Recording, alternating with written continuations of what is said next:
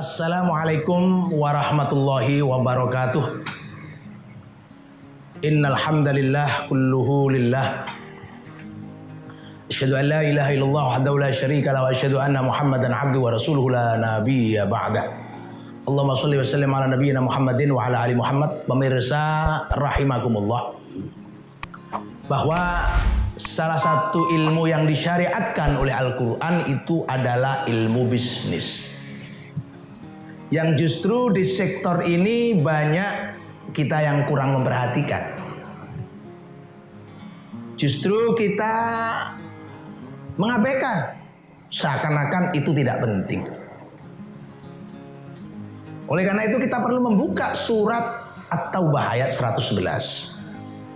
Di mana di situ ada syariat dari Allah Subhanahu wa taala, ada hukum yang ditetapkan oleh Allah Subhanahu wa taala tentang koneksivitas antara Al-Khaliq dengan makhluk, antara Allah dengan hambanya.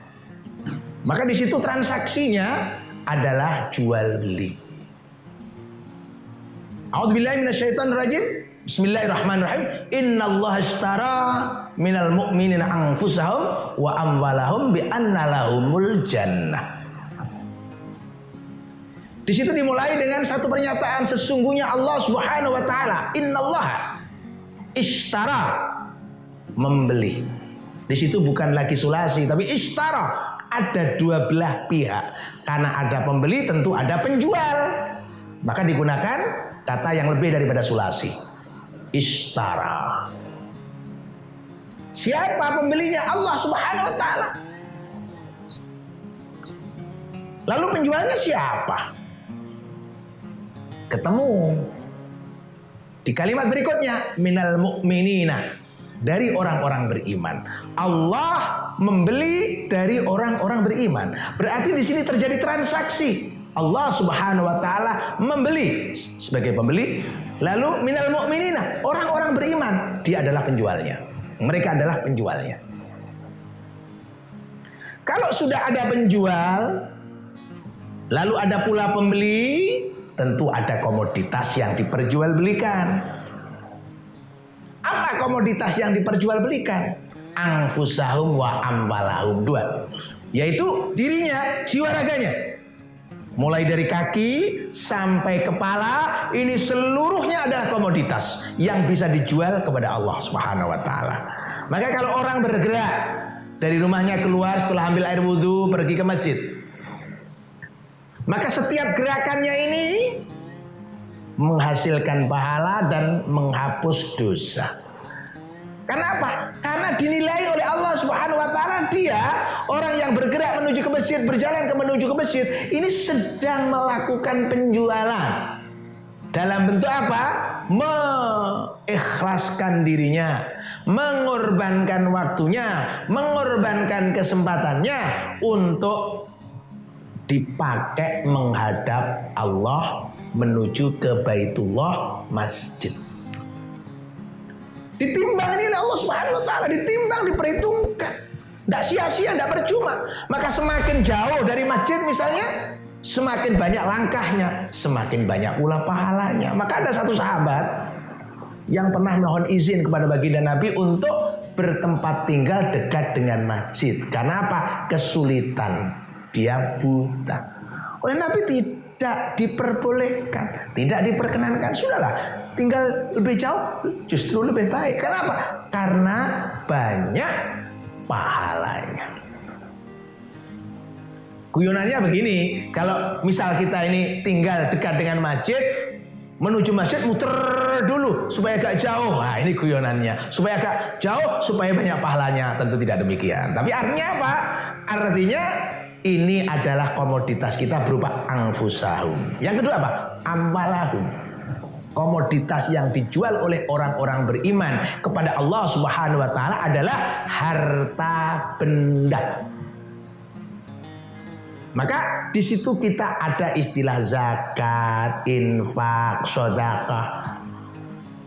Itu adalah pengeluaran harta dari yang kita miliki ini, dikembalikan lagi kepada Allah lewat instrumen zakat, lewat instrumen sedekah, lewat instrumen infak, dikembalikan. Misal kita begini, punya uang 100.000. Maka kita ambil yang 25.000 misalnya, tinggal 75. Itu hak kita, misalkan kita masukkan saku untuk belanja kita. Yang 25.000 kita berikan ke masjid. Maka yang ke masjid ini namanya amwalahum, harta yang kita jual kepada Allah. Allah membeli. Nah, kalau terjadi jual beli, misal Allah pembelinya, orang beriman penjualnya, lalu apa mata uang yang dipakai untuk jual beli itu? Karena kita tahu yang namanya uang itu kan alat tukar. Uang itu alat pengganti. Maka Allah Subhanahu wa taala sudah siapkan alat tukar yang luar biasa indah, bi annalahumul jannah, yaitu surga. Surga itu uang, surga itu alat tukar yang dipakai oleh Allah Subhanahu wa taala untuk mengganti pengorbanan orang-orang beriman yang telah menjual jiwa raganya dan harta bendanya kepada Allah Subhanahu wa taala. Maka dari rangkaian bunyi ayat ini jelas mensyariatkan kepada kita untuk pertama kita menguasai ilmu bisnis. Ya, menguasai ilmu bisnis. Sekarang ini kita karena tidak menguasai ilmu bisnis, kita disedot oleh orang-orang yang ahli bisnis, modal kita, misal dengan top up misalnya. Kita belum membeli, kita sudah disuruh pakai kartu. Lalu kartu itu harganya berapa? Berarti kita sudah memberi modal kepada penjualnya. Bayangkan, penjualnya pinter-pinter. Karena kita tidak punya ilmu jual beli yang bagus, ilmu bisnis yang bagus, ketinggalan kita. Maka disitulah ketemu syariat daripada perintah untuk menguasai bisnis. Maka kuasai bisnis itu, karena tidak ada yang gratis. Semua itu ada transaksinya dan semua itu ada alat tukarnya dan itu adalah bisnis. Mudah-mudahan sedikit yang bisa kami katakan bermanfaat. Sekali lagi, kuasa ilmu bisnis. Karena memang itu disyariatkan oleh At-Taubah ayat 111. Wal afu minkum. Wassalamualaikum warahmatullahi wabarakatuh.